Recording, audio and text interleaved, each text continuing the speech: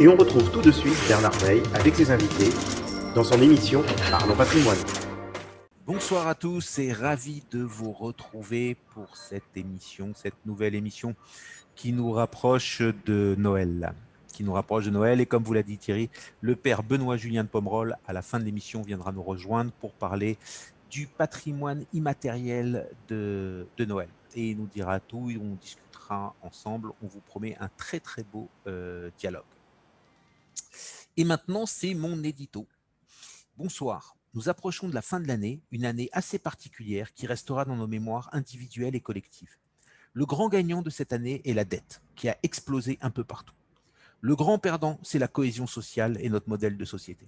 Les fractures existantes ont été mises au grand jour et elles ne vont cesser de s'élargir. Sans le Covid, nous nous approchions petit à petit d'une crise que les analystes prévoyaient pour 2021 ou 2022. Le virus a tout chamboulé et nous avons déclenché la crise au mois de février en annonçant le confinement. Si l'on fait abstraction du Covid et que l'on considère juste la crise, on voit une réponse mondiale coordonnée avec une injection massive de liquidités, ce qui en soi est une réponse dans la ligne de celle mise en place en 2008. Les montants sont cependant différents. Cette fois-ci, la réponse a été immédiate et ce sont des milliers de milliards qui ont été injectés et qui ont, pour l'instant, empêché une forte baisse des actifs qui auraient pu ou qui auraient dû baisser.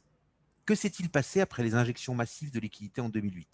Les marchés sont repartis à la hausse, l'immobilier s'est d'abord stabilisé pour repartir à la hausse. Puis le reste a suivi. La crise de l'euro est venue réenfoncer le clou 3 ans plus tard et nous en sommes sortis aussi vite avec les mêmes recettes. Et cette fois, que va-t-il se passer ? Les marchés sont déjà repartis. Bien sûr, les cartes ont été redistribuées. Il y a des perdants et des gagnants.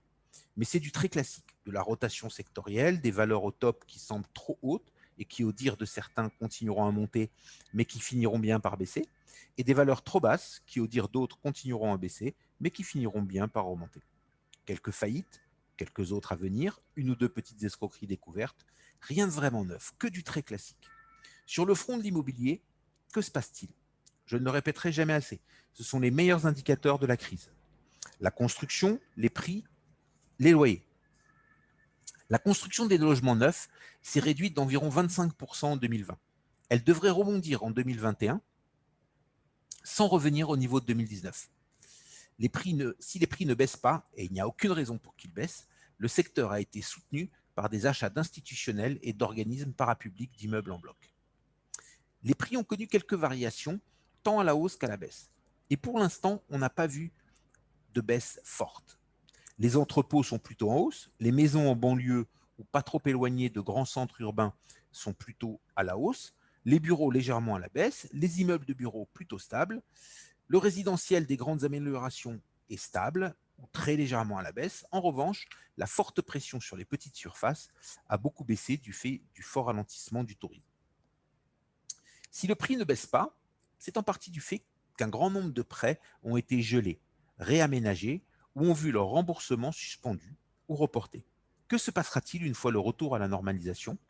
C'est une bonne question, si ce n'est la question. Enfin, les loyers qui, à mon sens, sont le meilleur indicateur d'une crise ou pas. Pour mémoire, le loyer est la capacité ou la volonté d'un acteur à payer une surface pour y vivre ou y exercer une activité. Une baisse des loyers traduit en conséquence soit un ralentissement effectif, soit un ralentissement à venir, si ce n'est les deux. Et clairement, les loyers baissent, mais pas énormément. Mais ils baissent un peu, et ils devraient continuer à le faire. Les deux indicateurs qu'il nous faut suivre sont donc l'évolution des loyers et comment va se passer le retour à la normale pour le remboursement des crédits. Je ne pense pas que nous allions vers un choc sur les crédits, ni vers une forte baisse de l'immobilier. Je crois en revanche que nous aurons des mouvements erratiques avec de belles opportunités à saisir. Je pense que l'interventionnisme des États va empêcher un choc immobilier. Mais cet interventionnisme, à un moment ou un autre, devra se retrouver dans les cours. Nous reviendrons assez vite sur le chemin de la hausse. Et donc la vraie question, celle que nous devons tous nous poser, est quels vont être les effets long terme de l'interventionnisme monétaire des États ? Si vous suivez Marc Toiti, il vous explique que la dette ne sera pas annulée et qu'il faudra la rembourser. Vu le niveau des impôts dans la plupart des pays européens, il est peu envisageable de croire qu'elle sera remboursée par une hausse de ces mêmes impôts. Une autre solution serait une forte croissance. Je vois mal comment la croissance viendrait sans une libéralisation de l'économie. La dernière solution serait une forte inflation. Mais comment pourrait-on avoir une forte inflation sans hausse des salaires? De plus, nous sommes en train de vivre une vraie révolution dans l'utilisation des matières premières et de leur recyclage, ce qui empêchera ces mêmes matières premières de flamber comme elles avaient pu flamber dans les années 2000. Celui qui trouvera quel sera notre chemin à travers ces hypothèses saura avant tout le monde quoi faire. Pour ma part, et comme les règles européennes sont très dures à bouger, je pense que nous allons rester dans une forme de statu quo qui n'évoluera que très doucement. Ce scénario est tenable sous réserve que les taux restent bas. Comme nous nous approchons des élections, la majorité en place ne se lancera pas dans de grandes réformes. La libéralisation qui était en marche se mettra en stand-by jusqu'en 2022 et peu de sacrifices seront demandés avant cette échéance. Ma conclusion est qu'il n'y aura pas de grands mouvements dans un sens ou dans l'autre jusqu'aux élections. Le gouvernement gardera ses deux mains prêtes sur ses leviers d'action. Il n'y a donc pas de grosses craintes à avoir sur l'immobilier, même si des mouvements peuvent apparaître. Les marchés financiers dépassent de loin la politique française, mais l'objectif de Biden étant de relancer la machine avec lui aussi un plan d'aide colossal, on ne devrait pas avoir de mauvaises surprises de ce côté-là non plus. Ou en tout cas, les ennuis ne dureraient pas trop longtemps. On pourrait bien entendu avoir une baisse, mais les marchés remonteraient, comme ils ont remonté cette fois-ci et comme ils sont remontés en 2008 et en 2011. Voilà pour ma part. Il est maintenant temps de laisser la parole à David pour son point marché. Bonsoir David. Bonsoir Bernard et merci de me laisser la parole pour commenter un petit peu ces marchés avec une semaine qui a été plus hésitante. Bon, après quand même 5 semaines de hausse continue et surtout après la hausse historique des marchés du mois de novembre. Donc depuis le début du mois de décembre, hein, la dernière fois qu'on s'est parlé, finalement l'Eurostoxx 50 stagne, on a un marché américain qui progresse modestement. Globalement, les thèmes restent les mêmes. On est toujours du côté positif à parler de vaccination, de plan de relance européen, de la politique aux États-Unis, et du côté négatif, on parle de la poursuite de l'épidémie, des reconfinements, des valorisations et du Brexit. Alors, si on prend un petit peu le menu par le détail, fondamentalement, on est quand même dans une situation qui reste favorable à l'investissement en actifs risqués grâce aux espoirs de rebond cyclique engendrés par un démarrage prochain de la vaccination et le maintien de conditions financières extrêmement favorables. Alors, c'est assez amusant de voir cela, mais on a l'impression que toutes les mauvaises nouvelles qu'on a sur le front de l'épidémie sont juste balayées du revers de la main par les investisseurs. Pourtant, les chiffres ne sont pas bons, on est en train de parler de reconfinement un peu partout, on ne peut pas dire que ce soit la joie, et pourtant, les marchés n'ont aucune frayeur à ce sujet. Pourquoi? Parce que c'est quand même la première fois où tout le monde est sûr et certain de ce qui va se passer. On connaît tous la fin du film. À la fin du film, il y a plus de pandémie. Le seule incertitude, c'est quand. Donc, on est bien dans une question de. On n'est pas en train de se poser la question de est-ce que l'économie va repartir et est-ce que ça va aller mieux. La question, c'est quand. Et donc, pour le moment, on a des chefs d'entreprise et des consommateurs dont le moral se redresse, rendus optimistes un petit peu par cette perspective et par cette lumière au bout du tunnel. Alors, au niveau de la saison des résultats, parce qu'il n'y a pas que du sentiment, il y a aussi des bénéfices d'entreprise, on a quand même terminé la saison des résultats américains du troisième trimestre. Et là, on constate que là, on s'attendait à un repli de 21% des bénéfices le 1er octobre dernier. Hein, donc, c'est-à-dire le 1er octobre, quand on parlait des bénéfices du troisième trimestre américain, tout le monde disait ça va être en baisse de 21%. Bon, résultat des courses, c'est en baisse de 6%. Donc, bien entendu, ça aussi, c'est un facteur de soutien. Au niveau des banques centrales, bon, on est un petit peu au service minimum, hein, avec une banque centrale européenne qui a prolongé, qui a renforcé, comme attendu, le programme de rachat d'actifs. Et la Réserve fédérale est-elle attendue sur le même sujet cette semaine? Alors, je vais quand même dire un mot du secteur bancaire, parce qu'il y a un terme qui m'a vraiment frappé. Excusez-moi. Il y a un terme qui m'a vraiment frappé. C'est le terme de calme trompeur. C'est un terme qui a été utilisé par l'autorité bancaire européenne pour qualifier le secteur bancaire actuel, dans un contexte où les créances douteuses vont, je cite, exploser à la suite de la crise sanitaire. En fait, qu'est-ce que dit cette autorité bancaire? Elle dit que sur les 130 sur les 130 grandes banques européennes examinées à fin juin, les créances, excusez-moi le jargon, de niveau 2, c'est-à-dire pas encore remboursables, elles ont progressé de 23% sur un an. Et pour partie, ce sont les créances en quasi-défaut de demain. On a pour le moment 7,5% des prêts octroyés aux entreprises et aux ménages qui sont actuellement sous moratoire, c'est-à-dire gelés. Que deviendront-ils dans quelques mois? On peut se poser la question. Alors heureusement, l'autorité bancaire européenne met aussi en avant les grandes réserves des banques qui ont bien entendu renforcé énormément leur bilan ces derniers temps, au-delà de la réserve obligatoire. Donc cela devrait amortir le choc, en tous les cas, souhaitons-le. Aux États-Unis, on a des grands électeurs qui doivent confirmer aujourd'hui l'élection de Biden. En revanche, on n'a plus beaucoup d'espoir sur le plan de relance américain qui devait intervenir d'ici la fin de l'année. Brexit, bah écoutez, je vais être rapide. Qu'est-ce que vous voulez que je vous dise? On ne sait plus quoi dire ou quoi écrire sur le sujet. On a l'impression d'un remake d'un mauvais film. Et il va falloir attendre le 31 décembre à minuit pour avoir un simili-accord qui permette à chacun de sortir la tête haute. Ce qui est clair, c'est que l'impact sur le PIB britannique sera nettement négatif. Mais ça, ce ne sera une surprise pour personne. Un dernier mot. Ce week-end, c'était l'anniversaire de la COP 21. On fêtait les 5 ans des accords de Paris. Et pour fêter cela, les chefs d'État de la plupart des pays de la planète se sont retrouvés au sommet sur le climat. Et bien entendu, c'était également une préparation de la COP 26. Et ce qui est clair, c'est qu'il y a un besoin urgent d'accélérer la transition énergétique avant de rendre possible l'objectif de contenir la hausse des températures à moins de 2 degrés d'ici la fin du siècle.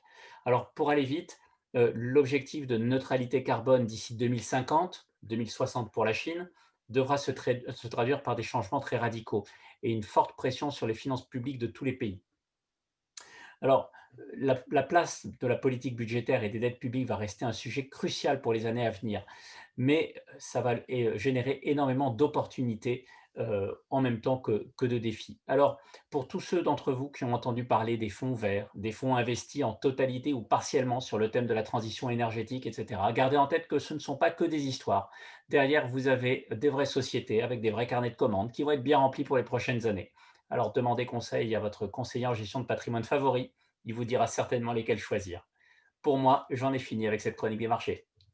Merci beaucoup pour cette chronique qui était comme d'habitude de très haut niveau, de très bonne qualité, mais tout en restant simple et accessible par tous et surtout par ceux qui ont le moins l'habitude de parler de ces sujets.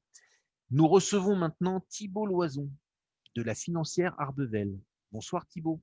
Bonsoir Bernard. Comment allez-vous Thibault? Écoutez, tout va bien, on est confinés, on s'est habitué à travailler depuis nos salons.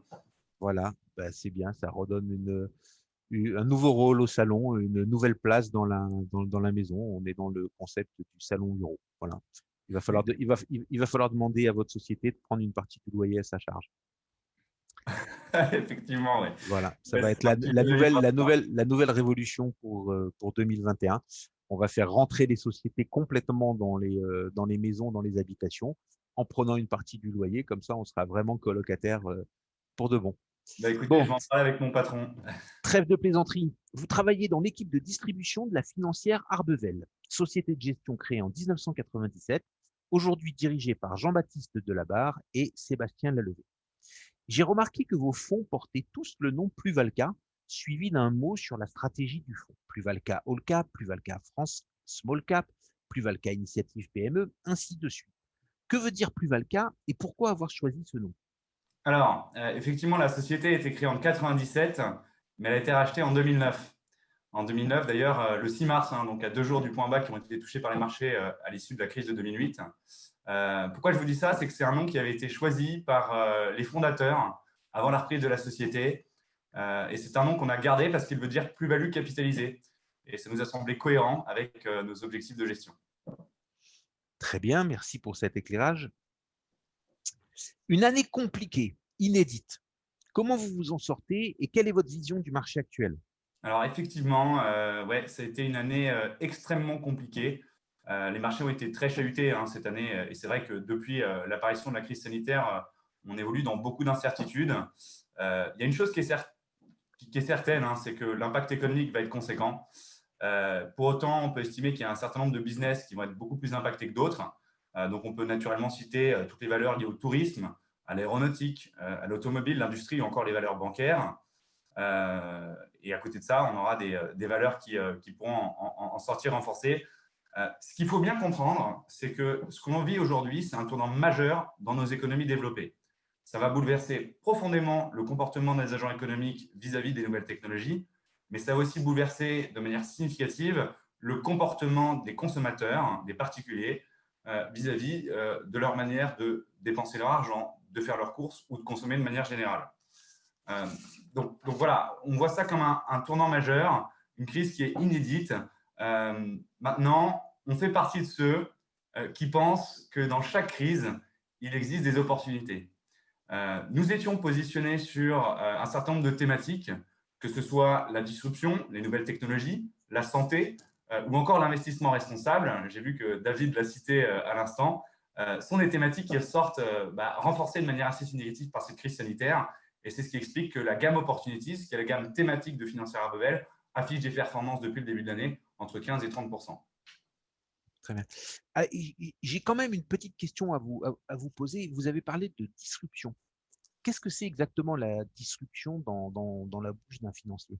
Ah, la disruption, c'est devenu un terme très à la mode, malheureusement galvaudé et qui est utilisé à un petit peu toutes les sauces sans réellement avoir de sens. Donc, si on peut le définir de manière assez simple, je dirais que ce sont toutes les innovations qui sont susceptibles de changer le comportement des agents économiques. D'accord.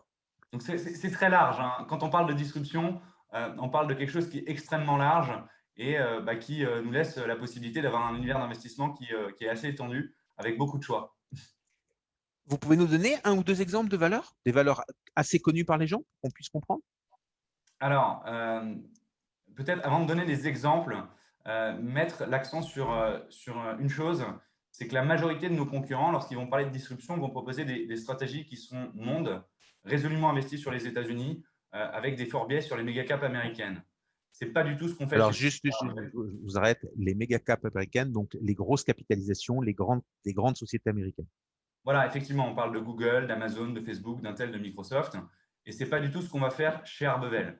Un constat d'ailleurs, hein, je m'écarte un petit peu de la question, mais c'est vrai que les gens ont tendance à penser que les marchés américains font mieux que les marchés européens. Et c'est vrai que si on compare simplement un S&P 500, un Nasdaq avec un Eurostoxx ou un CAC 40, on a des écarts de performance qui peuvent être significatifs sur la durée. Maintenant, ça s'explique tout bêtement par la composition sectorielle de ces indices, puisqu'aux États-Unis, on va avoir du Google, du Amazon, du Facebook, de l'Intel, du Microsoft, finalement que des business models qui vont être pertinents avec la donne dans laquelle on se retrouve et les enjeux de demain. Tandis qu'en Europe, quand on regarde les grands indices, on va se retrouver avec de l'automobile, de l'industrie, des valeurs bancaires ou de la distribution alimentaire. Donc, comparer finalement les grands indices européens avec les grands indices américains, c'est comparer les choux avec des carottes. Ce qu'on fait chez Financière Abbeville, c'est d'essayer d'aller chercher ces petites et moyennes valeurs qui sont positionnées sur des business models tout aussi pertinents, sur les mêmes thématiques et qui sont en phase d'aller chercher ces belles perspectives qu'on cherche à adresser avec nos fonds. Et ça, c'est une démarche que vous faites systématiquement ou c'est une démarche que vous faites juste pour ce fonds de disruption? Mais écoutez, on avait des stratégies qui étaient, entre guillemets, passe-partout lors de la reprise de la société. Et puis, on s'est rendu compte que la performance ne venait pas forcément des secteurs qu'on avait, mais des secteurs qu'on n'avait pas. Et force est de constater qu'on avait un certain nombre de secteurs qui étaient exclus de nos portefeuilles et d'autres qui étaient privilégiés. Que la performance venait aussi de ces thématiques-là. Et on s'est dit, pourquoi pas concentrer des nouvelles stratégies sur ces thématiques-là pour créer de la performance. D'où la création de la gamme Opportunities avec les 3 fonds que je viens de citer. Très bien. Vous pouvez les reciter doucement? Bien sûr. Alors, Plus-Valca, qui veut dire plus-value capitalisée. Il y a Plus-Valca Disruptive Opportunities, Plus-Valca Health Opportunities, qui est le fonds santé, et enfin Plus-Valca Sustainable Opportunities, qui est le fonds d'investissement responsable. Alors, ce sustainable aussi, c'est un nouveau mot à la mode. Je crois qu'en français, c'est la soutenabilité. Alors, comment vous décrivez exactement le concept? Sustainable est aussi un terme qui est devenu à la mode. Force est de constater que de plus en plus de gens s'y mettent. Je pense que notre manière d'adresser les choses, c'est une manière qui, au-delà d'un label ISR assez classique que beaucoup de gens vont chercher à avoir, c'est d'avoir un impact sur nos investissements et d'aller jouer deux grandes thématiques. La première, c'est de manière assez naturelle la croissance décarbonée, où on va jouer tout ce qui est transition énergétique, tout ce qui est transport propre, tout ce qui est recyclage, etc., mais à laquelle on veut rajouter un volet social. On va chercher à aller jouer tout ce qui est accès à la santé, tout ce qui est accès à l'éducation, ou encore accès santé, éducation, urbanisme, tout ce qui peut avoir finalement une dimension sociale. Très bien. Vu ce qui s'est passé ces dernières semaines, difficile de passer à côté du débat value-croissance. Quel est votre point de vue sur ce sujet précis? Alors, effectivement, hein, on en a beaucoup parlé. Je commencerai juste mon propos par dire une chose, c'est que dans un contexte où on n'a pas de croissance, où on va avoir une baisse structurelle du chômage, et ce couplé avec des taux très bas, on a finalement tous les ingrédients pour justifier des valorisations élevées. Maintenant, quand on parle de croissance, je pense qu'on évoque des tendances qui sont structurellement porteuses, haussières, avec des niveaux de valorisation qui sont très élevés. Quand on parle de value, à l'inverse, on va avoir des tendances qui seront plutôt structurellement baissières, avec des niveaux de valorisation qui sont très, très bas. Donc, il y aura probablement des rattrapages de la value par rapport à ce que ça devrait valoir d'un point de vue marché. Mais on part du principe chez Arbevel qu'on aura des rebonds qui seront essentiellement des rebonds techniques dominés par tout ce qui est gestion algorithmique, indicielle, et ce ne seront pas des rebonds qui vont durer sur les 10 prochaines années. Nous ne pensons pas que les sociétés value seront vecteurs de surperformance sur les 10 prochaines années. Ce qui ne veut pas dire que tout est acheté dans la value, mais c'est vrai que d'un côté, on a des boîtes qui sont très, très chères et l'autre qui ne sont pas du tout chères, mais qui sont moins dans l'air du temps. Je dirais que dans un contexte où les marchés peuvent être binaires, il ne faut pas être tout blanc, il ne faut pas être tout gris, il ne faut pas être tout noir, il faut être gris. Un exemple tout bête, hein, mais une thématique qui nous est chère chez Financière Arbevel, c'est le e-commerce. Quand on parle de e-commerce, on peut acheter des pure players de la vente en ligne. Et à ce moment-là, on est plutôt sur des sociétés croissance. À côté de ça, on a des sociétés qui indirectement vont bénéficier de l'essor du commerce.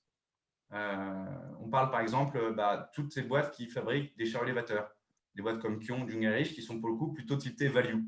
Donc, vous pouvez au sein d'une même thématique qui a du sens avoir des dossiers croissance et des dossiers value.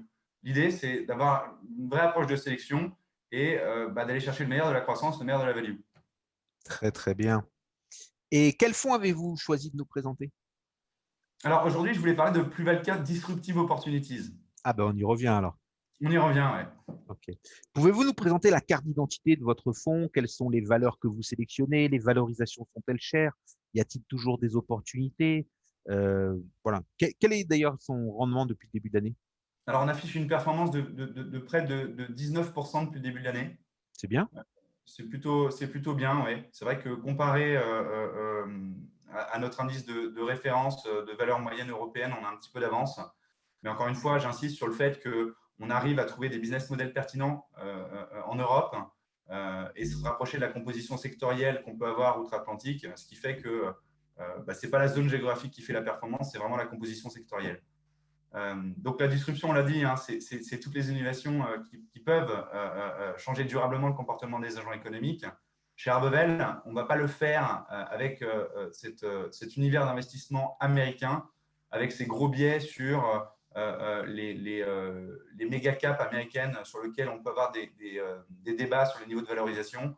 On va avoir une approche qui sera résolument européenne, donc accessoirement éligible au PEA, mais surtout plutôt centré sur des petites et moyennes valeurs.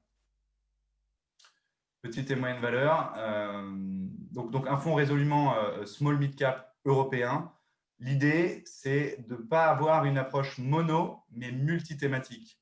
C'est-à-dire qu'on va mettre dans le portefeuille toutes les sociétés, tous les enjeux qui nous semblent pertinents pour les enjeux à venir. Et quelles sont vos principales convictions du moment? Alors, aujourd'hui, le fonds dans Plus-Valka Disruptive Opportunity, c'est plus de 15 enjeux différents qu'on a en portefeuille. Donc, c'est très large. Hein. Ça passe par l'Internet, la 5G, l'e-commerce, la cybersécurité, l'industrie 4.0, la robotique. C'est extrêmement large. Maintenant, de manière plus spécifique, si on prend en compte la crise sanitaire, voilà, on estime qu'il y a un certain nombre de secteurs qui ont le vent en poupe. Alors, bien sûr, je l'ai cité, c'est tout ce qui est Internet e-commerce, hein, qui bénéficiait du contexte de distanciation sociale. C'est l'adoption forcée, hein, de manière assez basique. Hein. Quand vous êtes chez vous, que vous ne pouvez pas sortir, vous êtes plus susceptible d'aller surfer le web et d'aller acheter vos cadeaux de Noël sur Internet.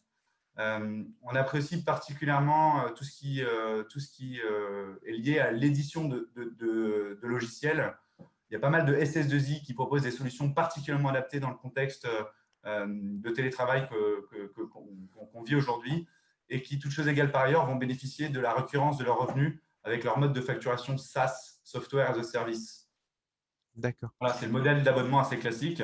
Enfin, on aime bien tout ce qui est cybersécurité parce qu'effectivement, quand tout se fait à distance, il y a pas mal de sociétés qui se confrontent à une menace d'un nouveau genre et qui prennent conscience de la nécessité de se protéger contre ces menaces-là. Et enfin, on peut aussi citer tout ce qui est santé, hein, puisqu'il y a beaucoup d'acteurs de ce domaine-là qui vont bénéficier d'un assouplissement de la réglementation partout dans le monde sur leur domaine d'intervention. D'accord. Et allez, pour faire concurrence à Bruno Zaraya qui nous donnera sa valeur du jour tout à l'heure, s'il y avait une seule valeur à sélectionner pour 2021, pas deux, une. Allez, on fait un petit jeu. Laquelle choisiriez-vous? Loin de moi l'idée de faire de l'ombre à Bruno, hein, qui est quelqu'un que j'apprécie beaucoup. mais voilà, si je devais citer qu'une seule valeur, et encore une fois, j'insiste sur le fait que ce n'est pas un conseil en investissement, ce serait peut-être la société Ericsson, qui est une société nordique que beaucoup de gens connaissent, sur laquelle on a initié une ligne récemment qui opère donc c'est une boîte qui opère dans le déploiement de la 5G. Et pourquoi cette société-là? Pourquoi ça a du sens? Je vais être assez bref. Hein, c'est que dans un contexte de guerre commerciale, vous avez des Chinois qui mettent des bâtons dans les roues aux Américains et vice-versa. C'est compliqué d'aller miser sur un Cisco ou un Huawei. Cisco ou Huawei sont un peu en plein dans cette guerre commerciale. Et c'est vrai que pendant ce temps-là, on a une société comme Ericsson, qui est européenne, qui n'a pas d'ennemis, qui gagne doucement mais sûrement des parts de marché. D'accord. Et régulièrement, quand nous avons un invité, après l'émission, il m'appelle, il me dit merci beaucoup, mais il me dit c'est dommage que vous ne m'ayez pas posé cette question. Donc, on va faire un petit peu à l'envers. Est-ce qu'il y a une question que je ne vous ai pas posée et que vous auriez aimé que je vous pose? Comment est-ce qu'on fait pour souscrire à Pluvalca Disruptive Opportunities? Alors, allez-y, je vous la pose. Comment fait-on pour souscrire? Il suffit d'appeler son CGP préféré et je pense que vous appelez vous, Bernard, peut avoir du sens. Très bien. Merci. Merci beaucoup. Merci beaucoup. Bonne soirée, Thibaut. Merci d'être venu nous voir. Merci pour ce partage de savoir et pour toutes vos lumières. Restez Merci. avec nous. Vous êtes le bienvenu jusqu'à la fin de l'émission. Merci, très bonne soirée. C'est maintenant au tour de Marc Toiti. Bonsoir, Marc. Bonsoir Bernard, bonsoir à toutes et à tous. Comment Tout va allez-vous? bien? Tout va très bien, tout va très bien. Ça, c'est une bonne nouvelle. À part le confinement, à part évidemment les nouvelles économiques qui sont moyennes, mais bon, il faut positiver quoi qu'il arrive. Bon, le confinement en France, il va s'alléger. Au Ouais. Portugal, il y a aussi un petit allègement qui se fait endroit par endroit. Donc, comme on dit, Marc, on tient le bon bout quand même.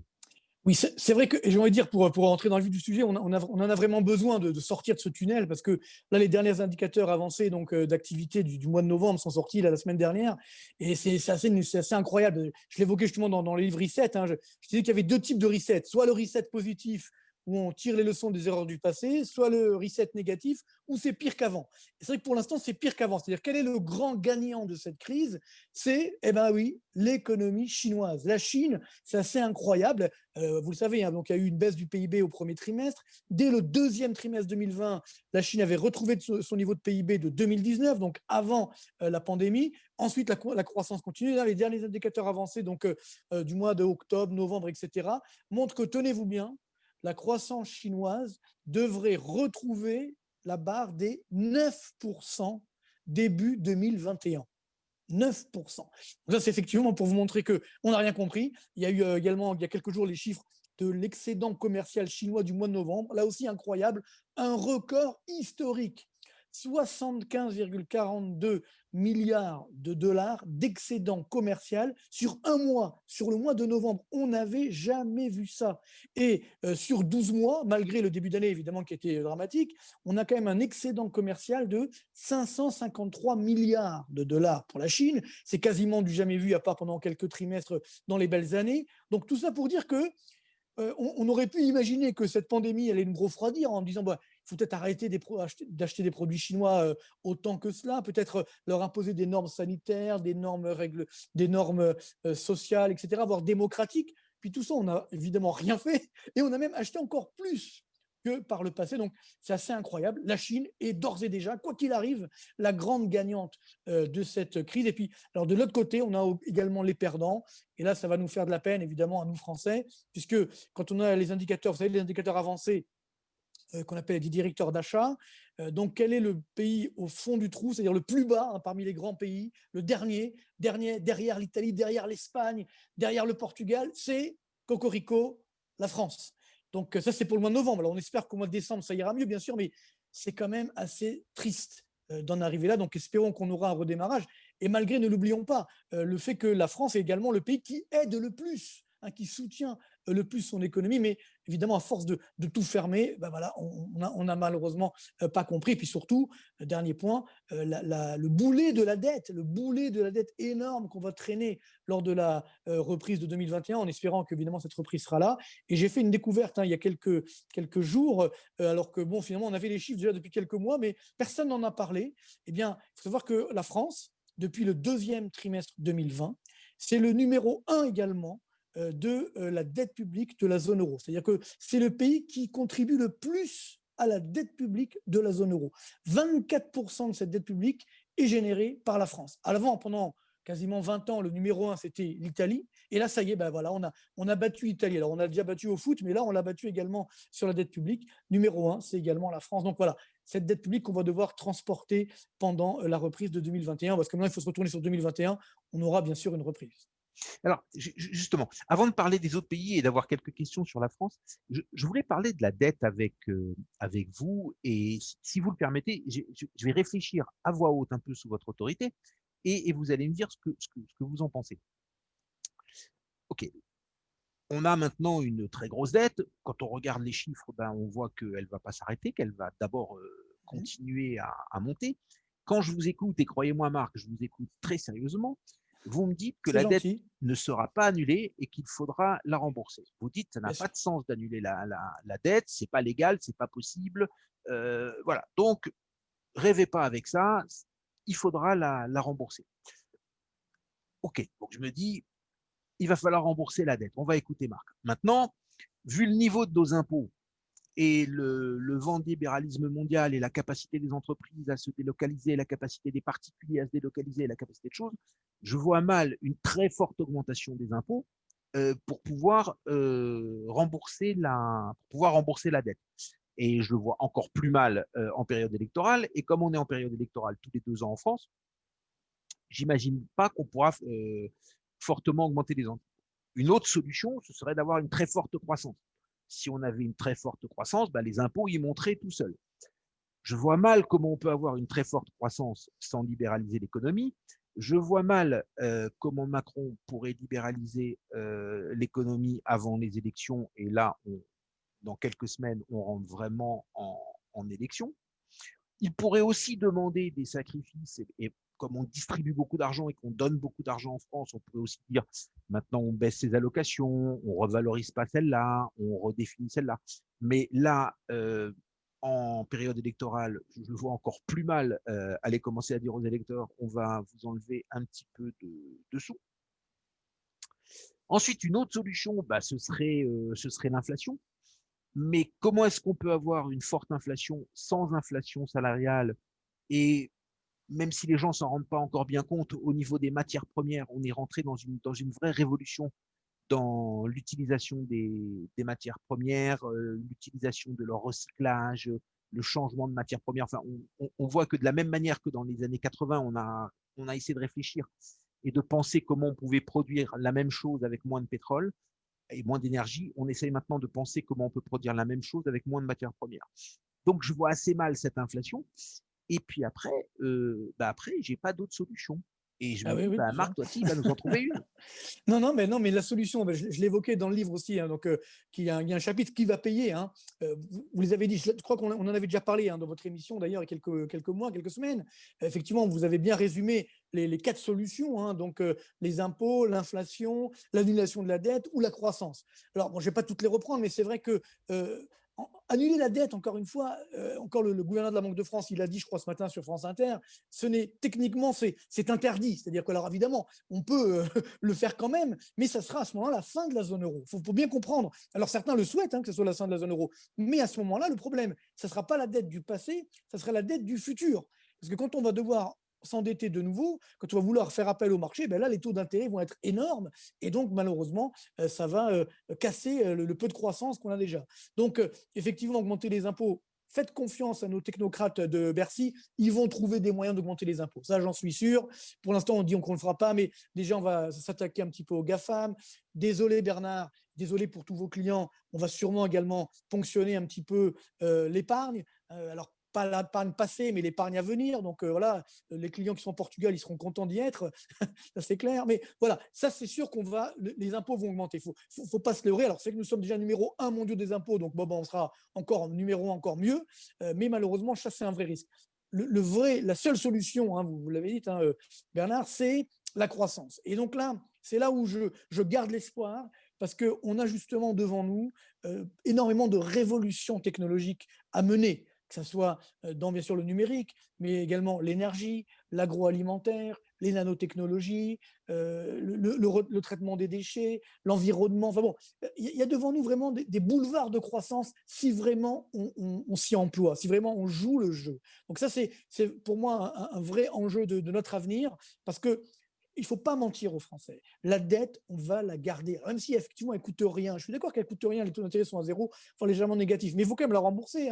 C'est comme le prêt garanti par l'État. Tout le monde dit je le prends, puis on verra bien. D'accord, mais prenez-le. Mais sauf que si dans un an, vous n'avez pas de business, il faudra quand même le rembourser, même dans 2 ans. Donc, même si on a taux d'intérêt à zéro, il faut quand même rembourser le capital chaque année un petit peu. Donc, si vous n'avez pas de croissance, si vous n'avez pas d'activité, vous ne pouvez pas le faire. Donc, c'est ça le problème de cette dette, c'est que c'est un boulet que nous allons traîner pour malheureusement toutes les générations à venir. On va commencer par nous, bien sûr, puis ensuite les générations à venir, on va le traîner. Le seul moyen, justement, de pouvoir digérer cette dette, c'est au travers de la croissance, au travers de l'innovation technologique. Et ceux, justement, qui ont très bien compris ça, on en a parlé tout à l'heure, c'est nos amis chinois, c'est nos amis indiens, c'est-à-dire c'est le monde émergent qui a compris ça. Les Américains également l'ont compris, la Corée du Sud l'a compris. Israël l'a compris. C'est des pays qui investissent le plus dans la R&D. La Suisse l'a compris aussi, un pays qui investit énormément dans la R&D. Ce sont des pays qui, justement, misent sur l'avenir. Et nous, en France, on a à peu près 2% de notre PIB sur la R&D. Voilà. C'est pas génial, sur la R&D, on a un petit peu, etc. Bon, donc tout le problème aujourd'hui est là, c'est que le seul moyen, c'est la croissance. Le seul moyen, c'est l'innovation. Donc, je reste optimiste en espérant bien sûr que nos jeunes, ils sauront faire les bons choix d'un point de vue sectoriel. Il y aura de la destruction créatrice. On va détruire des emplois dans les anciens secteurs d'activité, en créer beaucoup plus dans les nouveaux, mais il faudra que la main-d'œuvre soit là et soit adaptée. Donc, c'est des vrais challenges pour demain. Et c'est là où je reste optimiste. Il faut garder l'espoir, il faut garder la lumière, parce que c'est les fêtes de fin d'année, ce qui va nous permettra effectivement d'aller de l'avant. Donc, pour vous, la solution, en tout cas, peut-être pas la solution, mais en tout cas, une des clés, et probablement un passage obligé, si je vous écoute bien, c'est d'augmenter la part du PIB consacrée à la recherche et au développement. Alors, oui, mais surtout d'un point de vue privé, parce que vous savez, il y a un grand piège en France, c'est que la France est le numéro 1 mondial, encore désolé, on a vraiment beaucoup de cocorico ce soir, de la recherche-développement public. C'est-à-dire la part du public dans la recherche-développement en France, c'est à peu près 50%. On est numéro 1 mondiaux, là aussi. Donc ça veut dire que ce n'est pas un problème de recherche-développement public, mais plus privé. Ça veut dire qu'il faut des acteurs financiers, par exemple des fonds de pension, des fonds d'investissement, qui vont justement investir dans le secteur privé. Puis après, il y a vraiment la fameuse phrase du général de Gaulle qui disait « des chercheurs qui cherchent, on en trouve, des chercheurs qui trouvent, on en cherche ». C'est pas le tout de chercher, c'est qu'il faut trouver, il faut de la recherche appliquée. Et ça aussi, c'est vrai qu'on a beaucoup de mal en France, malheureusement. On a des très bons ingénieurs, mais quand il faut, ou des très bons chercheurs, et quand il faut ensuite appliquer à la réalité, c'est plus compliqué. Et donc, nos ingénieurs, qu'est-ce qu'ils font? Ils vont à l'international, ils vont aux États-Unis, ils vont ailleurs. Donc, c'est ça un petit peu le problème. Donc, il faut absolument avoir une meilleure recherche appliquée, des meilleurs ponts entre la recherche fondamentale et l'entreprise et la recherche appliquée. Donc, ça, c'est vrai que c'est un vrai travail, je dirais, de longue haleine. Voilà. Et bon, il faut que nos dirigeants aussi donnent le là de ce point de vue-là, mais elle est là la clé. Et si on ne le fait pas, il ne faut pas se leurrer, ça sera les autres qui le feront. Voilà. Ça, il faut bien prendre conscience que la nature a horreur du vide. Et si on regardait la voiture électrique, on était leader dans les années 80, puis on ne l'a pas faite, nous les Français, parce que pour différents choix, des lobbies, ce que vous voulez, qui ont bloqué un peu tout ça. Et donc, finalement, ce sont les Américains, ce sont les Japonais, maintenant les Allemands, qui ont fait la voiture électrique. On en a en France, évidemment, mais elle n'est pas assez, on va dire, compétitive. Donc, tout le problème est là. Alors que, normalement, si on avait suivi cette recherche-développement, c'était la France qui aurait dû faire cette voiture électrique il y a déjà 10 ans, 15 ans. Et puis malheureusement, on ne l'a pas faite. Voilà. Donc tout l'enjeu est là. Il faut regarder vers l'avenir. Il n'y a que comme ça qu'on va s'en sortir. Très bien. Et alors, revenons un peu sur ces indicateurs français qui sont de très mauvaise qualité. Et de ce que vous nous dites, ils sont de mauvaise qualité parce qu'on a trop fermé et on a trop contraint l'économie pour se protéger de la pandémie. Mais ça m'a pas l'air si grave que ça. C'est-à-dire que d'ici 15 jours, 3 semaines, un mois, on va redéverrouiller, le commerce, le business, et on va repartir. On sent bien que le gouvernement voulait pas lâcher la bride à Noël et Nouvel An pour pas avoir un espèce de mois d'août comme ça et une explosion qui repart. Mais de tout ce qu'on entend, de tout ce qu'on lit, on voit que tout devrait se renormaliser après la première semaine de janvier. Les étudiants, les cours, les restaurants. Alors peut-être pas les boîtes de nuit, là il va falloir encore patienter un petit peu. Mais si on regarde les nouvelles sanitaires, assez vite, mars, le vaccin devrait commencer à être utilisé. Et donc là, question que je vous pose, donc la question elle est vraiment là. Nos chiffres devraient fortement rebondir avec peut-être une bonne surprise.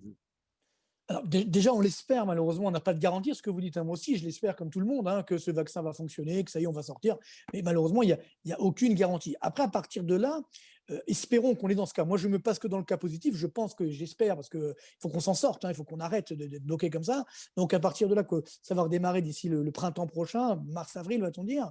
Le gros problème, vous savez, c'est comme dans un tsunami. C'est une fois que la mer se retire qu'on voit l'ampleur de dégâts. Et c'est là qu'on va voir l'ampleur des dégâts. C'est-à-dire que c'est à ce moment-là qu'on va voir malheureusement des entreprises qui ont été soutenues à bout de bras parce que c'est l'État qui a payé, qui a donné un peu de l'argent un peu n'importe comment, parce que justement les taux d'intérêt étaient bas grâce à la Banque centrale européenne. Mais ensuite, que ces entreprises vont pouvoir perdurer quand il n'y aura plus ces aides. C'est ça la vraie question. Puis, une fois que la BCE va limiter sa planche à billets au plus tard en septembre 2020, lorsqu'il y aura les élections en Allemagne, là, les taux d'intérêt des obligations d'État ils vont un petit peu augmenter. Pas fortement, mais ils vont un petit peu augmenter. Donc, les taux d'intérêt des crédits vont un petit peu augmenter. Et donc là, évidemment, pour accompagner la reprise, ça va bien entendu la freiner. Donc, en termes chiffrés, ça veut dire quoi? Le PIB en moyenne annuelle sur 2020, il fait à peu près moins 10%. D'accord? Ensuite, c'est ma prévision optimiste pour 2021, on va faire à peu près plus 5, voire plus 5,5%. Il y a un rebond technique. Sauf qu'ensuite, on retombe sur ce qu'on appelle notre croissance structurelle. Il y a la croissance normale en fonction de nos structures économiques. Et c'est quoi la croissance normale en fonction de nos structures économiques? C'est 0,9%. Donc, ce qui veut dire que si tout va bien, je viens de faire seulement le calcul, parce que je suis en train d'ajuster un peu toutes mes prévisions je me suis forcé même à aller jusqu'en 2022 et au-delà, eh bien, on va retrouver le niveau de PIB de 2019 en France, on va le retrouver dans le meilleur des cas en 2024. Donc, ça va prendre du temps. Donc, cette crise, en fait, ne fait que refléter nos carences parce qu'on a une économie, effectivement, qui structurellement est faiblarde, c'est-à-dire elle est molle d'un point de vue de la croissance. Donc, on a l'effondrement de la pandémie, le redémarrage technique, et après, on retrouve la normalité. Et surtout qu'il n'y aura plus les aides comme avant. Il n'y aura plus les aides publiques, il n'y aura plus, ou pas autant, la planche à billets, donc les taux d'intérêt vont un petit peu augmenter. Donc, il ne faut pas s'envoler sur la reprise. Oui, sur le chiffre, il sera très bon effectivement en 2021, mais après, dès 2022, ouais, j'ai les chiffres devant moi, là justement, je les ai faits sur la France, on va revenir vers à peu près 1,5% de croissance. Vous voyez, donc l'effet de rattrapage, il s'émousse avec le temps, bien entendu, surtout qu'il n'y aura plus les aides comme avant. Donc là aussi, il ne faut pas mentir aux Français. Vous voyez, donc on a un redémarrage qui sera évidemment progressif. D'autant que vous l'avez dit, on va entrer en campagne présidentielle, donc tout va être bloqué, on ne va pas moderniser l'économie. Donc voilà, donc grande prudence sur tout ça. Est-ce que vous pensez que du fait de ce Covid, on pourrait avoir de nouveaux acteurs ou que ça pourrait donner envie à certains acteurs politiques de présenter des programmes différents, ambitieux, disruptifs, pour prendre un mot à la mode, et qu'on pourrait peut-être entrer dans une nouvelle économie ou dans une nouvelle vision de l'économie ou une nouvelle vision de la société française. Parce que la société française, elle sort quand même extrêmement abîmée. C'est-à-dire que le grand perdant, c'est ça, le grand perdant. Perdre de l'argent, bon, c'est toujours gênant, c'est toujours embêtant, mais on le connaît tous à titre particulier. C'est pas la chose la plus grave. Mais là, on voit vraiment que cette société française, elle est en train de s'abîmer, quoi. Oui, c'est vrai, parce que le gros problème, c'est que, encore une fois, ce corona-là n'a fait que refléter nos erreurs du passé et nos faiblesses structurelles. Mais on n'en parle pas, on en parle moins, heureusement, mais on le voit malheureusement quasiment tous les samedis maintenant de nouveau. Il y a toujours cet effet, ce risque sociétal. Également, le risque, bon, c'est un sujet très touchy, mais sur tout ce qui concerne l'immigration, ce qui concerne la gestion, effectivement, de certaines religions, de certains extrémismes, etc. Donc, voilà, tout ça, il va falloir le gérer. Et on ne sait pas du tout qui va pouvoir le gérer et comment on va vouloir le gérer.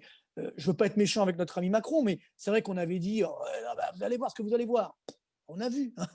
C'est-à-dire que globalement, avant même la pandémie, on voit bien que finalement, sauf qu'évidemment, il est plus jeune que ses prédécesseurs, mais à part la jeunesse, qui d'ailleurs, dans ce cas-là, malheureusement, n'a pas été un gage de réussite, c'était le même que les autres, finalement. C'est-à-dire le même état d'esprit, le même logiciel, finalement. Donc oui, je suis d'accord avec vous, il faut quelqu'un ou un groupe de personnes qui osent affronter la réalité. Donc pour ça, il ne faudra pas des politiques, il faudra des praticiens, il faudra des gens de terrain, des gens qui savent de quoi ils parlent, que ce soit sur l'aspect économique, sur l'aspect militaire, sur l'aspect sécuritaire, vous voyez, des gens qui ont eu les mains dans le cambouis, pas des gens qui écoutent certains technocrates qui n'ont jamais mis les pieds dans les cités ou ailleurs, ou qui ne savent pas comment fonctionne une entreprise, qui n'ont jamais mis les pieds dans la salle des marchés et qui vous donnent des grandes leçons, etc. Non, ça, il faut arrêter, ça ne marche plus. Ça marche plus. Parce que sinon, le danger, c'est qu'effectivement, alors là, j'espère qu'on va échapper à ça, c'est le risque extrémiste, c'est-à-dire des dirigeants qui soient extrémistes d'un côté ou de l'autre. Et là, ça sera très compliqué parce que là, la zone euro dans son ensemble sera mise à mal, sera en danger. Donc voilà, il faut espérer qu'on aura effectivement des nouvelles personnes, entre guillemets, qui aient le courage d'affronter la réalité, mais surtout de moderniser notre économie. Parce que la France, qu'on le veuille ou non, c'est le seul grand pays qui n'a toujours pas modernisé son économie. Donc voilà, on sait ce qu'il faut faire. Qui aura le courage de le faire? Et puis surtout, est-ce qu'on va les laisser faire? Parce que c'est ça aussi le grand problème. C'est qu'on a une telle structure sociétale en France qui fait que on n'a pas trop envie de laisser passer, je dirais, des nouveaux, entre guillemets, qui pourraient faire justement les réformes qui s'imposent depuis 15 ans, 20 ans. Donc, ça va, je ne pense pas qu'on le saura tout de suite. Je pense il y aura des surprises. Je pense qu'il y aura des très grandes surprises pour 2022. Et moi, je ne pense pas que la campagne elle va commencer maintenant. Elle va commencer sûrement à partir de septembre 2021. Il y aura des surprises de dernière minute. Donc, on aura le temps d'en reparler, bien entendu. Très bien. Alors, une dernière question avant de nous quitter, c'est sur la Chine. Donc, on voit bien ce que vous dites. Et alors, est-ce que de manière voulue, organisée, pas trop organisée, moitié voulue, demi-organisée, par opportunité. Mais on voit bien que la Chine, depuis une dizaine d'années, donc la pandémie, elle le met en lumière, elle le met en exergue, mais la pandémie, elle ne l'a pas déclenchée, est en train de s'arroger une part de plus en plus grosse du gâteau. Et la réaction la plus forte qu'il y avait eu, c'était notre ami Trump, qui avait réagi, entre guillemets, à la Trump. En français, on dirait comme un bourrin, mais en tout cas, qui avait quand même, ça a quand même eu l'intérêt de, voilà, il est rentré dans le jeu de qui, il a mis ça à la face du monde, il a dit stop, il a dit ça suffit, et voilà, en fin de compte, ce que quelqu'un aurait dit avec plus de diplomatie, on reprend le couteau et on repartage le gâteau, ou alors on n'est plus d'accord pour manger ensemble. Alors, est-ce qu'on a l'impression, est-ce que vous sentez, est-ce que vous voyez que ça va être suivi, que c'est pas quelque chose qui va être abandonné, que l'Europe va emboîter le pas, que Biden va emboîter le pas. Et là, la lueur d'espoir, c'est quand même ces GAFA. Pendant longtemps, on n'a rien fait. Pendant longtemps, on a dit aïe, aïe, aïe, ils ne payent pas d'impôts, ils ne payent pas d'impôts, ils ne payent pas d'impôts. Et là, même si ce n'est pas la panacée, finalement, la France, elle a été un peu leader là-dessus. Elle a pris le problème à bras-le-corps. Ils vont commencer par payer. Alors, c'est que le début probablement d'une très, très longue bataille, mais en tout cas, c'est le début de quelque chose. L'époque où ils ne payaient pas va s'arrêter et ils vont payer. Donc ça, c'est peut-être un message d'espoir. Et donc, en revenant sur la question, est-ce que vous sentez qu'on va à la bagarre ou qu'on va vers une redéfinition du partage avec la Chine? Pour être vraiment très honnête, moi justement, c'était l'objet du reset. Hein. Quand on a eu cette crise, je me suis dit, là, on va avoir une prise de conscience. On ne va pas faire que du Trump, entre guillemets, parce qu'il faut être honnête, hein, c'est le seul qui a eu le courage de dire la vérité, de stopper l'hégémonie chinoise. Sachant que ce qu'a fait la Chine, encore une fois, elle a prévenu tout le monde. Il y a plus d'une vingtaine d'années, elle a dit on va retrouver notre place de leader mondiaux en termes économiques, en termes financiers, en termes politiques, en termes géopolitiques. Donc, c'est ce qu'ils sont en train de faire. Hein. Je vous rappelle que quand on regarde le PIB chinois en parité de pouvoir d'achat, en 1981, c'était 2,3% du PIB mondial. PIB chinois. Aujourd'hui, c'est quasiment 20% du PIB mondial, alors que les Américains ou la zone euro sont passés de 22% à 14% pour les Américains et moins de 11% pour la zone euro. Vous vous rendez compte? Donc, évidemment que le match est déjà perdu. C'est-à-dire que si on regarde bien de ce point de vue-là, il est déjà perdu. Maintenant, il faut stopper. Il ne faut pas que ça aille plus loin. Il faut stopper cette volonté hégémonique. Donc, moi, c'est vrai que je m'étais dit, d'ailleurs, c'est toujours mon espoir, avec cette pandémie, là, on va se dire, bon, maintenant, stop. Mais je vois que malheureusement, non. Je l'ai évoqué tout à l'heure, c'est exactement l'inverse qui se produit. La Chine est encore plus forte que par le passé. Et tenez-vous bien, au cours des derniers mois, la Chine a augmenté encore ses réserves de change. On est à 3178 milliards de dollars de réserves de change en stock à la Banque centrale chinoise. Pendant que nous, si vous voulez, le bilan de la BCE, il augmente avec la dette publique un petit peu foireuse. Eux, les Chinois, ils augmentent leurs réserves de change. Ils font un matelas, un trésor de guerre. Donc, ils ont de quoi voir venir. Donc, ça va être très compliqué. Et voilà, c'est clair, vous l'avez dit, comme pour les GAFAM, il faut une volonté politique. Mais pas simplement l'Europe ou la France. Il faut États-Unis plus Europe contre la Chine, comme ça avait été le cas dans les années 80, 90, États-Unis plus Europe contre le Japon, et le Japon ne s'en est jamais remis. Donc là, il faut aujourd'hui faire la même chose, sauf que les Chinois sont beaucoup plus malins que les Japonais, ils ne se laissent pas faire, et surtout, je pense qu'ils ont été peut-être beaucoup plus loin que les Japonais ne l'avaient été, et surtout que nous, on a plein de dissensions. Je vois mal Biden faire comme a fait Trump, et surtout imposer le diktat américain. Enfin, on ne sait jamais, des fois c'est les pacifistes qui font la guerre et les guerriers qui font la paix, donc on ne sait pas. Donc, on peut l'espérer, mais plus le temps passe, plus ça va être compliqué et plus la Chine, si vous voulez, creuse l'écart et nous rend de plus en plus dépendants, malheureusement, de sa bonne volonté. C'est quand même triste, effectivement. Mille merci, Marc. Mille merci. Avec plaisir. C'est toujours aussi intéressant et passionnant de vous écouter. Eh ben, je vous dis à dans 2 semaines et je vous souhaite une bonne soirée. Restez avec nous, ça nous fera plaisir. C'est maintenant au tour de Luc Rachert, CIO de Wellins. Bonsoir Luc. Bonsoir Bernard, bonsoir à tous et toutes. Comment allez-vous Luc? Très bien, après une longue journée. Et toi? Ça va très bien. Alors déjà, je suis ravi de vous recevoir dans cette émission. Vous êtes le CIO de Wellins, une des premières compagnies d'assurance luxembourgeoises, et participez à notre émission depuis le début au travers de Maël qui nous accompagne chaque semaine. Je profite de cette interview pour vous en remercier. Donc, merci Luc. Avec plaisir. Pouvez-vous revenir brièvement sur votre parcours? Ok, merci. Après mes études en management, j'ai directement commencé à travailler dans un secteur où je n'avais jamais imaginé m'y retrouver, et c'était le secteur financier.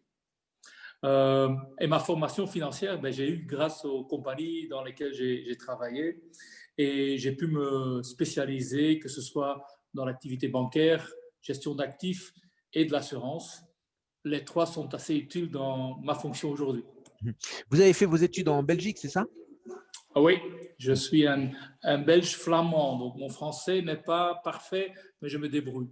J'aimerais bien avoir un flamand comme votre français. Ah, voilà. Et ensuite, vos premières expériences, c'est en Belgique, au Luxembourg, en France, en Allemagne Bon, ma première expérience, c'était au guichet d'une banque en Belgique. Très bien. Et c'était une fonction qui est encore utile aujourd'hui parce que ça m'a appris quel est le rôle de l'argent dans la vie quotidienne, mais surtout l'importance d'une éducation financière. Et je pense que ton émission contribue à ça aussi. Après, j'ai eu l'occasion, dans une compagnie d'assurance, de lancer les premiers, ça fait 20 ans, de lancer les premiers contrats d'assurance vie, ce qu'on appelle aujourd'hui sustainable, soutenable. Donc, il y a 20 ans, déjà, il y avait des premières tentatives. J'entendais tout à l'heure quelqu'un parler des fonds soutenables. Et donc, ça, c'est quelque chose qu'on a fait il y a 20 ans déjà en Belgique. Après, j'ai travaillé à Paris, une belle expérience avec une société de gestion. Et après, j'ai vraiment atterri dans le domaine de l'assurance et j'ai pris des mandats de dirigeant, d'administrateur dans des compagnies, soit en Belgique, au Luxembourg ou même à Dublin. Qu'est-ce qui vous a un petit peu motivé de continuer dans la finance? Est-ce que vous auriez pu vous dire, bon, ben, j'ai une belle expérience dans la finance, maintenant allons voir d'autres horizons? Ben, je pense que c'est quand même un métier où on combine pas seulement la science en termes stricts, mais c'est quand même beaucoup d'humain là-dedans. Et ce qui me motive surtout, c'est de travailler avec des gens, c'est de développer. Je suis un développeur, comme Maël le sait très bien, et je me fixe des objectifs avec l'équipe et on développe ensemble des beaux projets. Et ça, c'est ce qui me motive. Pas la finance en tant que telle, mais c'est la collaboration avec des personnes. C'est bien, c'est gentil pour vos employés. Voilà. Ben oui.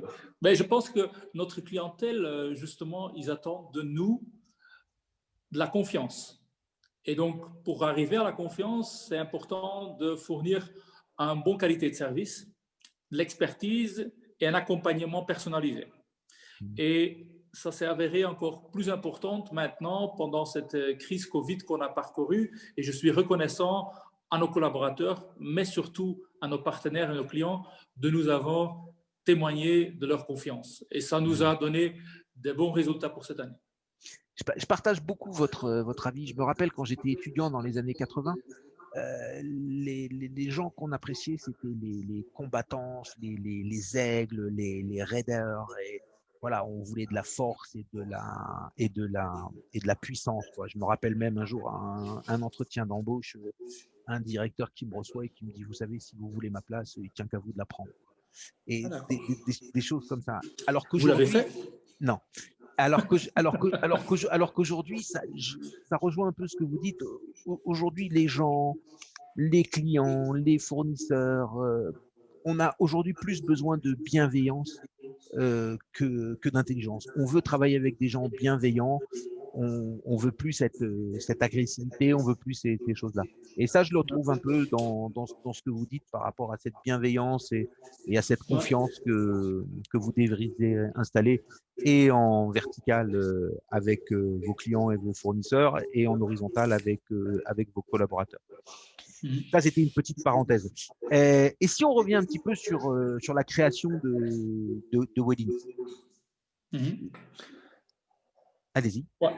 Bah, Willings, c'est une compagnie d'assurance vie basée au Luxembourg. On est spécialisé dans l'assurance vie patrimoniale et on est la fusion de deux compagnies.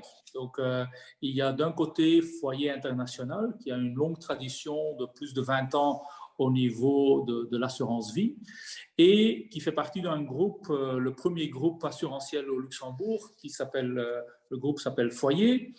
Et le groupe Foyer a racheté en 2016 la société Iwi International Wealth Insurer, dont j'étais le CEO à l'époque. Et donc, en 2017, on a fusionné ces deux entités pour donner naissance à Willings, qui est à ce moment une compagnie avec plus ou moins 7 milliards d'actifs sous administration et actifs dans plus ou moins 9 pays. Le fait de faire partie de ce groupe foyer que je compare toujours avec le groupe AXA en France, mais donc groupe foyer au Luxembourg, minuscule par rapport à la France. Mais c'est une compagnie qui a été créée, donc le groupe a été créé en 1922 par 3 familles. Et ce sont toujours les mêmes familles qui sont dans l'actionnariat de ce groupe et le seul actionnaire dans l'actionnariat de ce groupe. Et donc, ça fait la force parce que notre clientèle, souvent, c'est une clientèle d'entrepreneurs et donc ils se retrouvent dans les valeurs du groupe foyer. La valeur de vision long terme, de la confiance, de l'intégrité. Et donc, c'est ça qui nous plaît qui plaît à nos clients dans l'approche foyer, dans notre actionnariat.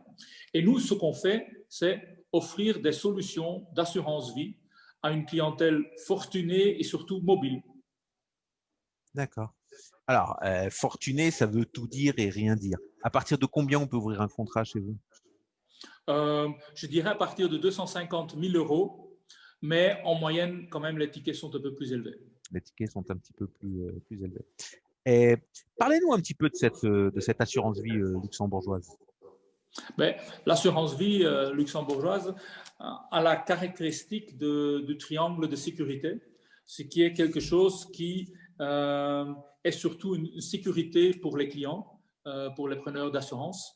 Donc ça, c'est un élément. Et le deuxième, c'est un cadre d'investissement, des règles d'investissement qui sont beaucoup plus larges de ce qu'on peut retrouver dans d'autres juridictions. Donc, notre régulateur, le commissariat aux assurances, a permis d'investir dans quasi tous les types d'actifs, ce qui est, à nouveau, pour une clientèle fortunée, quand même un must aujourd'hui. Ils ne veulent plus se limiter à tout ce qui est coté, ils veulent des solutions non cotées aussi. Et donc, c'est une possibilité par la législation, ce n'est pas nécessairement quelque chose qu'offrent toutes les compagnies. Très bien. Et quelle spécificité de votre contrat par rapport au Portugal? On a eu Generali qui était à votre place il y a quelques semaines et qui nous faisait état de difficultés parce que l'ensemble des autorités n'est pas tout à fait d'accord. Comment voir un contrat d'assurance vie? Est-ce que c'est une plus-value? Est-ce que c'est un intérêt? Est-ce que c'est un dividende? Et voilà. Quel est votre point de vue là-dessus ou quelle est la position de la compagnie plutôt sur le contrat d'assurance vie spécifique par rapport à la clientèle résidente au Portugal? D'accord, ok. C'est une très bonne question. J'aimerais souligner un élément d'abord, c'est que souvent quand les gens entendent parler de Luxembourg, ils ont toujours encore un préjudice par rapport au Luxembourg. Mais en premier lieu, en termes de conformité fiscale, compliance, comme on dit, le Luxembourg remplit tous les standards internationaux en termes de transparence fiscale, de lutte contre le blanchiment ou des échanges d'informations. Donc, la souscription, peu importe de quelle résidence on est en Europe, la souscription d'un contrat d'assurance au Luxembourg est donc une opération patrimoniale qui n'entraîne aucun risque de contrôle fiscal pour le preneur de cette assurance. Donc ça, c'est un premier point. Le deuxième point, c'est que tous les contrats offerts par des compagnies comme Willings, ce sont des contrats qui, pas seulement respectent la juridiction, la législation luxembourgeoise, mais aussi la législation du pays où c'est commercialisé. Donc, le cas du Portugal, ça veut dire que le contrat remplit toutes les conditions d'un contrat d'assurance portugais. Ce qui est important de savoir, ce qui n'est pas le cas avec des contrats qui sont parfois souscrits en Belgique, en France ou ailleurs pour quelqu'un qui déménage par après au Portugal. Donc ça, c'est quelque chose qui est important et donc ça permet aussi à notre clientèle, qui est une clientèle mobile, d'avoir son contrat qui lui suit dans sa mobilité. Donc, un client qui a souscrit le contrat en étant au Portugal, qui par après, je prends l'exemple, veut aller s'installer en Italie, ben, il suffit d'ajouter une couverture d'essai à son contrat portugais pour être tout à fait conforme à un contrat italien. Ça, c'est un premier cas. un Portugais ou un résident au Portugal qui veut revenir en Belgique, ce que je ne conseille pas, il convient que ce contrat d'assurance soit assimilé à ce qu'ils appellent en Belgique un contrat de branche 23 pour être exonéré de toute plus-value. Ce qui n'est pas possible avec un contrat de droit portugais. Et en cas de retour, par exemple, en France, le client peut bénéficier de l'abattement de 50% en cas de rachat, pour autant que le contrat soit souscrit ouvert à l'étranger. Mais ça, c'est un sujet duquel Maël va parler très bientôt, je pense. D'accord. Alors, nous, nos auditeurs, comme vous le savez, sont des Français ou des francophones qui résident au Portugal ou alors des Français de métropole, de France, tout simplement. Comment voyez-vous l'évolution sur ces deux marchés chez Willings? Qu'avez-vous comme ambition pour le Portugal ou comme ambition pour la France? Il faut savoir que Willings, on couvre 9 marchés européens. Donc, on est présent, que ce soit au Portugal, en France, mais aussi en Suède, Norvège, Finlande. Et donc, c'est dans cette mobilité qu'on voit à travers l'Europe qu'on voit beaucoup de développement et d'opportunités. Pour nous, le Portugal, si je prends l'exemple d'abord du Portugal, c'est un marché où on a une croissance continue les dernières années. Donc, je pense que pas mal de clients veulent profiter pas seulement du climat portugais, mais aussi des avantages que le Portugal peut apporter. Et donc, on voit un développement assez important. On a investi dans une équipe commerciale, donc quelqu'un qui est souvent sur place au Portugal pour accompagner nos partenaires. Mais on développe surtout des partenariats en B2B2C, donc c'est-à-dire qu'on travaille avec des professionnels de la gestion et de la patrimoniale qui sont les premiers interlocuteurs de la clientèle. Et c'est ça qu'on développe. Et nos ambitions pour le Portugal sont aussi grandes que pour la France. Et là, c'est au niveau de la France, une des tendances qu'on constate, c'est que quand même, par rapport à certaines compagnies en France, où les dernières années, ils ont eu beaucoup de succès avec le fonds euro, qui perd quand même un peu d'attractivité. Et ça permet des opportunités comme un acteur comme Willings, qui a seulement une offre d'unité de compte avec une architecture ouverte où on travaille avec plusieurs gestionnaires d'actifs. Très bien. Merci beaucoup, Luc. Merci beaucoup d'être venu nous voir. Merci de ce sourire. Merci de partager votre savoir et merci beaucoup pour votre bonne humeur. Et j'espère qu'on vous reverra très bientôt. Restez avec nous et bonne soirée. Merci Bernard. Bonne soirée à tout le monde. Merci. C'est maintenant au tour du père Benoît Julien de Pomerol de la communauté de Saint-Louis des Français de Lisbonne, alias Le Padré. Bonsoir, père Benoît Julien. Vous êtes là? Il va falloir que vous mettiez en marche votre micro.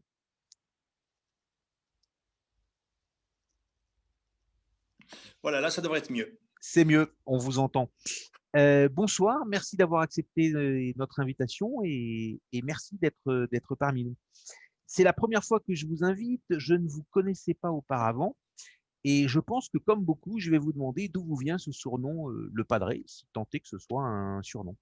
Oui, c'est l'appellation traditionnelle qu'on donne aux aumôniers militaires. En fait, ça remonte un peu à la nuit des temps. Donc, en italien, en espagnol, ça veut dire le père. Et comme c'était toujours des prêtres qui étaient aumôniers militaires à l'époque, on a gardé ça, le padré. C'est un terme qui est plein d'affection, très souvent.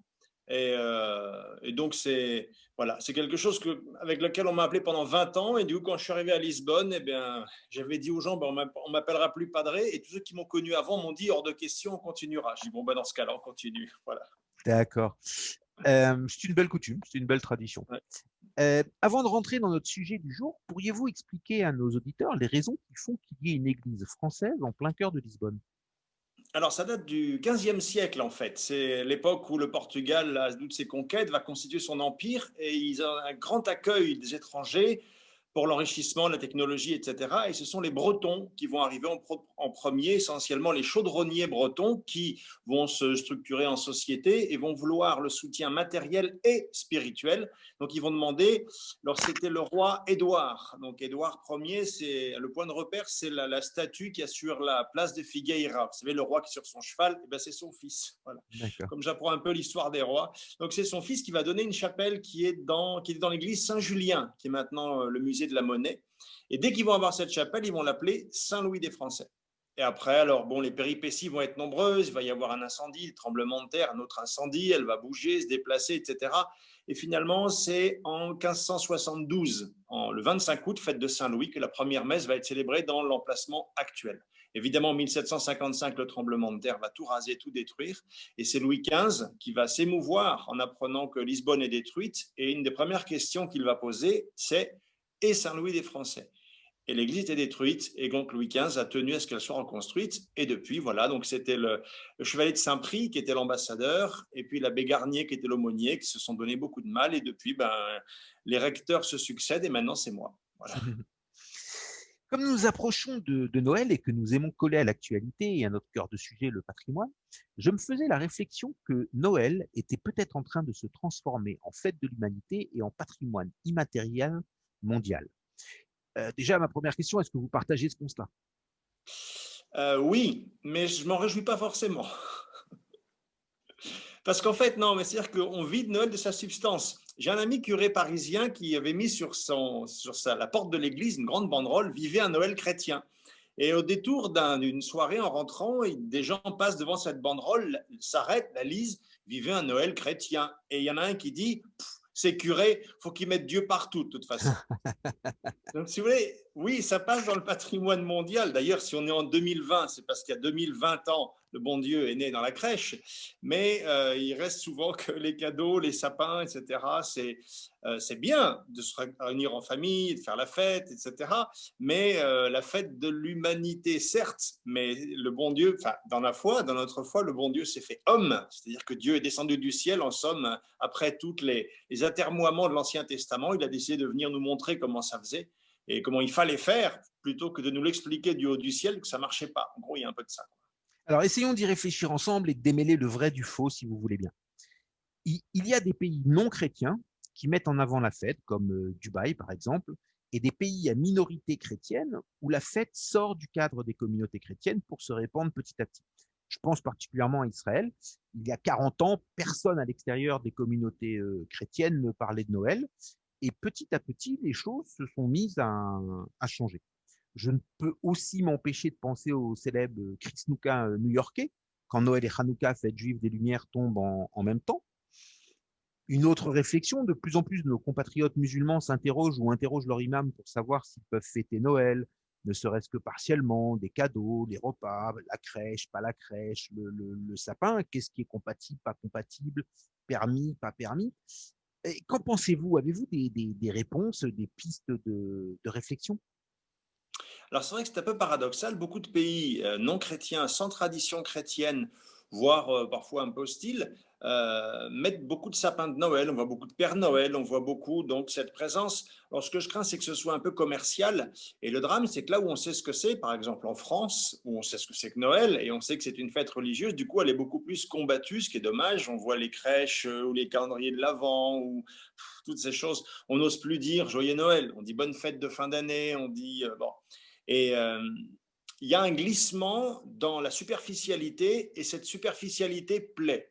Et parce que effectivement, la fête, la naissance d'un enfant, on entend même que Marie, Joseph étaient comme des migrants. Alors, comme c'est un peu l'air du temps et que c'est à la mode, on se dit voilà, formidable, on va regarder ça de ce côté de la lorgnette. Mais c'est un peu dommage parce qu'en somme, le bon Dieu, on entend presque et moi alors. Si vous voulez, il y a cet humanisme, certes, mais qui se place en faisant abstraction de ce qu'il y a de plus sacré, ce qui est un peu dommage.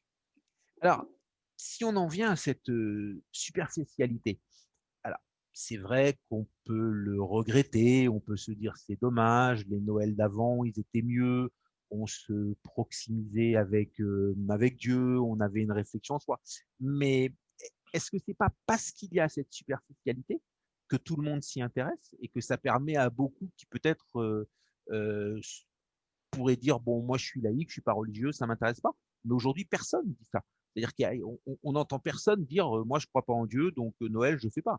Non, qu'il soit croyant ou pas croyant, il se réunit en famille, il fait des cadeaux, des trucs, s'il y a des enfants, une petite chose. Et voilà, donc c'est quand même cette superficialité qui a permis aux non-croyants de rester dans le giron de Noël et de quand même un tant soit peu fêter. Et même si c'est pas la manière de fêter que vous souhaiteriez voir, c'est quand même aussi une manière de transmettre.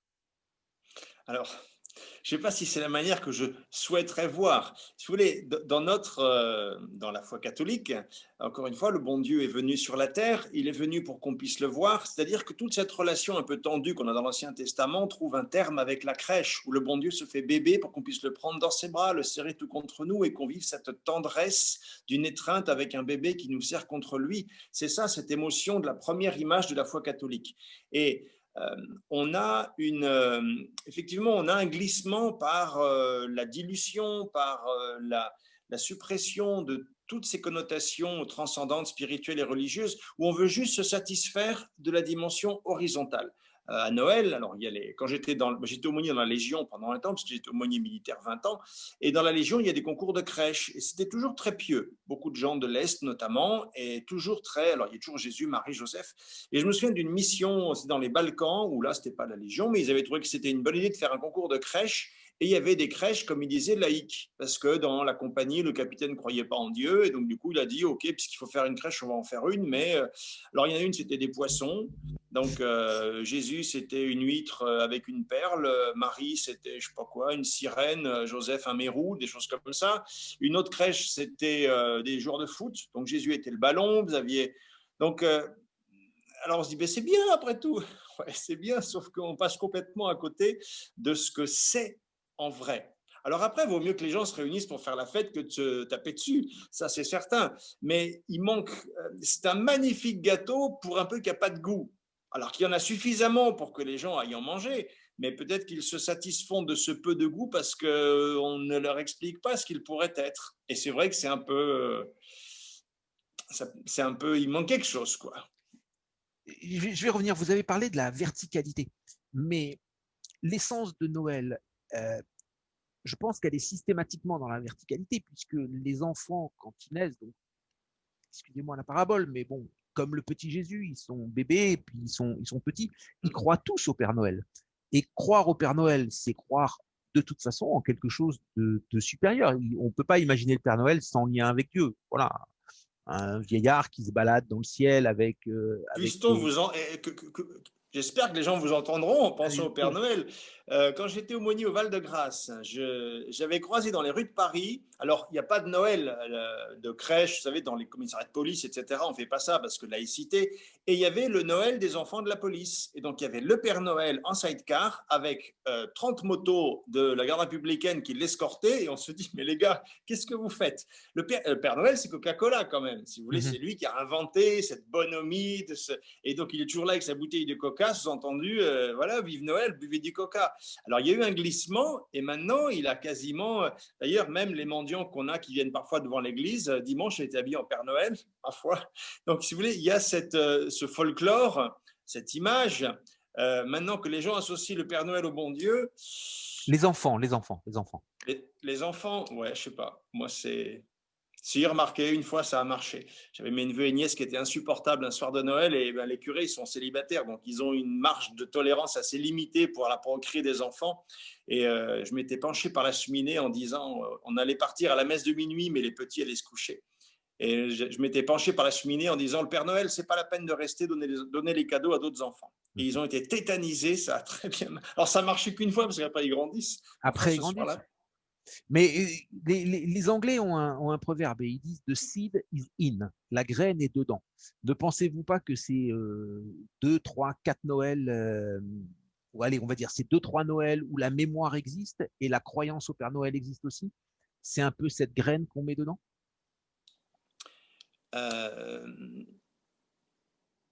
Admettons, mais ça me semble une graine un peu aléatoire par rapport, si vous voulez, on pourrait avoir une graine flamboyante et admirable et magnifique qui tisse un vrai lien entre l'âme et le bon Dieu. Et là, on a une sorte de croyance traditionnelle, folklorique, commerciale qui fait que ça peut être une voie d'accès, ça peut être un chemin, mais il y a des choses tellement plus extraordinaires que se contenter de ça, c'est pas beaucoup. C'est mieux que rien peut-être, mais je sais pas. Et donc, ce Noël qui est en train de se partager et de se répandre dans le monde entier.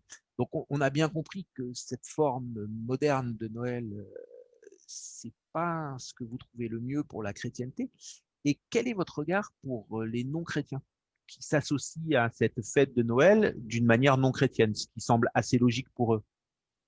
Bon, il y a chaque année des reportages sur les journaux télévisés de gens qui se disent laïcs, athées, agnostiques, et qui font une fête de Noël, un sapin de Noël, un Père Noël, mais ils disent on met pas la crèche parce que la crèche c'est la religion c'est la guerre de religion, donc nous on veut pas de guerre de religion. Bon, ensuite vous avez effectivement, alors bon, dans l'armée, moi tous les imams ont toujours dit non, puisque je crois que c'est la sourate 119 du Coran qui dit on n'a pas le même Dieu que le vôtre, donc il est hors de question de célébrer les mêmes fêtes que les vôtres. C'est compliqué quand on en a qu'un. C'est-à-dire Quand on n'a qu'un Dieu, c'est compliqué que ce soit pas le même que l'autre. Ah oui, alors génériquement, il n'y en a qu'un, puisqu'on dit je crois en un seul Dieu. Ouais. Donc il n'y en a qu'un seul. Maintenant, théologiquement, on regarde ce qu'il dit aux uns, ce qu'il dit aux autres. Ce qui est pratique dans les religions, c'est qu'il y a un livre. Donc on lit les préceptes évangéliques, on lit les préceptes coraniques, et puis on voit ce que donnent 100% des préceptes évangéliques. Ça donne les saints de l'histoire de l'Église. 100% des préceptes coraniques, ça donne d'autres choses. Donc, ça peut être une voie d'accès parce que certains se convertissent et Noël a été un des éléments de la conversion en voyant encore une fois cette proximité de Dieu sous la forme de ce bébé, cet émerveillement de la Sainte Famille. Et donc, ça peut. Je vous dis, ça peut être une voie d'accès, mais je crains qu'on ne s'arrête en cours de route et qu'on ne se satisfasse du Père Noël, des cadeaux et de la fête, ce qui est déjà bien. Mais il manque tellement à mes yeux, moi, curé, c'est mon boulot, donc si vous voulez, il manque tellement à mes yeux que je trouve ça un peu dommage. Très bien.